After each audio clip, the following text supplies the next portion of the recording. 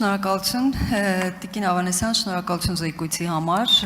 եւ սա թերևս ամենասպասված նախագիծն է եւ շատ ուրախ եմ, որ մենք այն քննարկելու հնարավորություն ունենք։ Իհարկե մանրամասն քննարկել ենք հանձնաժողովի նիստում, բայց միևնույն է քաղաքացիները շարունակում են հարցեր ուղղել եւ ես ուզում եմ առանձնացրել եմ 3 հարց, որոնք ամենից շատն են ուղղում եւ կխնդրեի, որպեսզի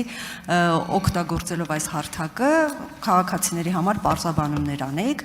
Օրինակ միջազգային ընկերության աշխատակիցները, դեսպանատների աշխատակիցները եւ մի շարք մեծ խոշոր ընկերությունների աշխատակիցներ արդեն իսկ ունեն ապահովագրություն, մասնավոր ապահովագրական ընկերությունների կողմից եւ շատ դեպքերում նրանք չեն կարող հրաժարվել արդեն իսկ իրենց աշխատավայրում ունեցած ապահովագրությունից կամ չեն ուզում, որովհետև շատ գոհ են, ու միևնույն ժամանակ մենք ունենք արդեն ապահովագրության այս տեսակը, որը կարծես թե պարտադիր է բոլոր քաղաքացիների համար։ Ինչ պիտի անեն իրենք։ Այս հարցը մտատանջում է եւ հարցնում եմ, պիտի 2 տեղ վճարենք մենք, թե կարող ենք նաև պահպանել մեր հին ապահովագրական տարբերակը եւ հրաժարվել պետական ապահովագրությունից։ Սա մեկ։ Երկրորդ հարցը, որ ամենից հաճախ հնչում է, ապահովագրության համար վճարվող գումարները ինչ տարբերակով են վճարվում, այսինքն ավտոմատ կերպով է դա կատարվելու, թե լինելու է հաշվեհամար, որին որ քաղաքացիները վճարելու են, այն քաղաքացիները, որոնք պիտի վճարեն ապահովագրության համար, եւ երբ դուք խոսում եք զինապահ հիմնադրամին դրվող գումարների կրճատման եւ դրանք ապահովագրությանը ուղղելու մասին, սա էլ են հարցնում, արդյոք դա ավտոմատ կերպով է արվելու, թե միևնույն է, որով է գործողություն քաղաքացին պիտի կատարի։ Եվ երրորդ հարցը շատ քննարկված 63-ից 65 տարեկան քաղաքացիներին է վերաբերում, ինչ է լինելու 63 տարեկան այն քաղաքացիների հետ 63 եւ 64, որոնք արդեն թոշակառու են, չեն աշխատում, չեն կարող վճարել դրա համար, բայց միևնույն ժամանակ փաստորեն այս խմբի մեջ չեն տեղավորվել, իրենք ինչ պիտի անեն։ Շնորհակալություն։ Շնորհակալ եմ Տիկին Բադալյան հարցերի համար։ Միջազգային կազմակերպությունների եւ Հայաստանի Հանրապետության եւ այլ երկրների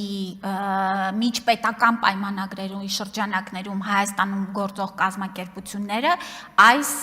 օրենքի կարգավորման մեջ չեն մտնում եւ միջպետական պայմանագրերը համարվում են ավելի բարձր իրավաբանական ուժ ունեցող, այսինքն այս միջազգային կազմակերպությունները կարող են շարունակել գործել իրենց այսօր գործող իրավակարգավորումների շրջանակներում։ Սա ինչ վերաբերում է Հայաստանի Հանրապետության ուրեմն ռեզիդենտ հանդիսացող կազմակերպություններին եւ այնտեղ աշխատող քաղաքացիներին, ապա այո, նրանց վրա տարածվում է այս օրենսդրությունը եւ մենք բոլորս, անկախ նրանից այսօր ունենք մասնավոր ապահովագրական փաթեթ, թե չունենք, 2026 թվականից, եթե մեր աշխատավարձը 200,000 դրամից ավել է, պետք է ունենանք պետական բազային ապահովագրական փաթեթը։ Եվ սրա շրջանակներում է, ես նորից եմ կրկնում, որ մենք հնարավորություն ենք ունենալու ընդհանրական երկրի մասշտաբով համակարգ ենթակառուցվածք ունենալ եւ նրանք կարող են շարունակել հավելյալ մասնավոր ապահովագրականների շրջանակներում ստանալ պլյուս փաթեթներ, կախված իրենց այսօր վճարվող գումարների շրջանակից։ Այսինքն, եթե այսօր մարդը 129,000 դրամից ավել արժեք ունեցող մասնավոր փաթեթ ունի, 129,000 դրամը կուղվի պետական բազային փաթեթին, հավելյալը կդառնա արդեն պլյուս փաթեթի շրջանակներում վճարվող գումարներ։ Վճարումները իրականացնելու է հարկային գործակալը, ինչպես այսօր մեր գործատուներն են իրականացնում մեր հարկային պարտավորությունների շրջանակներում վճարները, այնպես էլ այս ապահովագրավճարները գանձումը իրականացնելու են գործատուները հարկային գործակալները։ Անհատ ձեռներեցների պարագայում դա իրականացնելու են իրենք, ինչպես այսօր էլ իրականացում են մնացած հարկային պարտավորությունները։ Այո, ուրեմն զինապահ հիմնադրամի շրջանակներում, ինչպես այսօր մեր աշխատավարձից գանձվում է եւ ուղղվում է դեպի զինապահին, այդ տարբերությունը ուրեմն կուղղվի առողջության ապահովագրության, այսինքն ըստ էության ամսվա վերջում անձը իր աշխատավարձի վրա փոփոխություն չի նկատի, ուղղակի ուղղությունը կփոխվի դեպի առողջության համընդհանուր ապահովագրության համակարգ։ Տիկին Բադալյան մեր այս համակարգի ներառման որպես շեմ վերցրել է տարիքը եւ ոչ թե անձի կենսաթոշակային